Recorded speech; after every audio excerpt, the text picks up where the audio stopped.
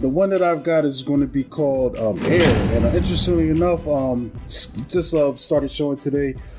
Came out, directed by Ben Affleck, and the story is about Sonny Vaccaro and Nike pursue basketball rookie Michael Jordan, creating a partnership that revolutionizes the world of sports and contemporary culture. And this film stars, this cast is stacked, man. I feel like they overdid it, but hey, I enjoyed it. So we got Ben Affleck, who plays, he directs this thing. He also stars in it. He plays Phil Knight, the CEO of Nike at the time, and the founder of the company.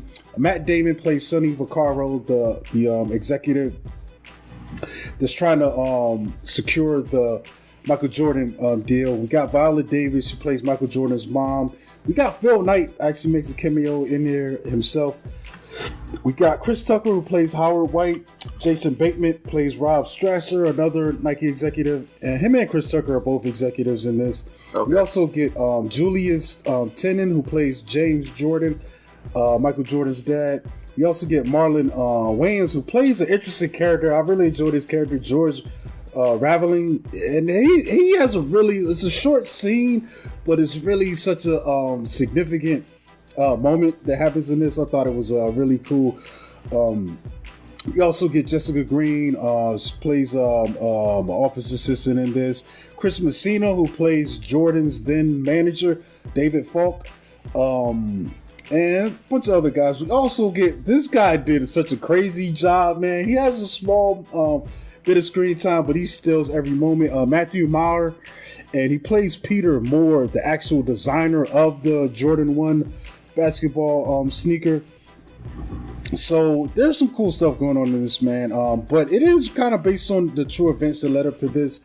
And I guess at the time, Nike was kind of up against a wall. They were trending down. They mainly had focused on running shoes at the time, and at the time they were just losing. They were behind Converse. They were behind Adidas, who just happened to have just a lot bigger stars. So what's interesting with this, the way they set it up, they give Matt Damon's character a budget. It's like, yo, sign 3 or 4 of these guys and we'll make a go at it. And for whatever reason, he just saw something special in Jordan, and he's going back and forth with the brass. I really like those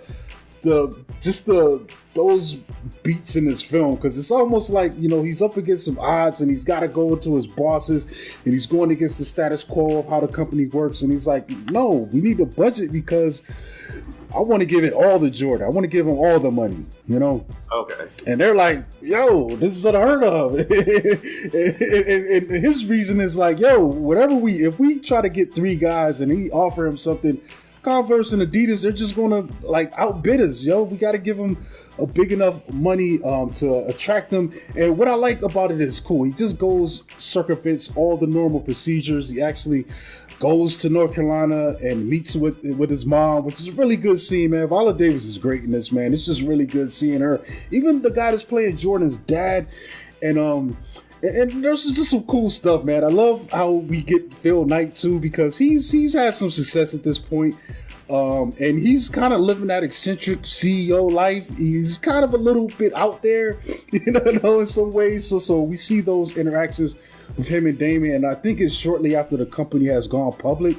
So in a way, Phil Knight is not just the absolute.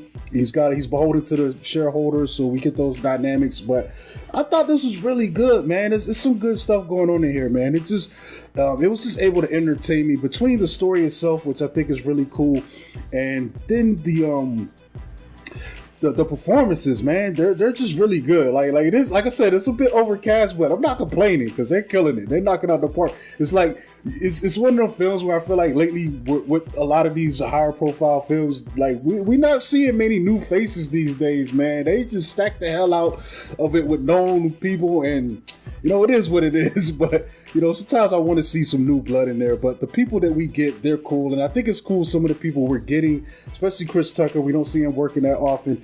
And Marlon Wayans, I love him in films, man. He's just an untapped. We don't see him enough, in my opinion, man. He's really great.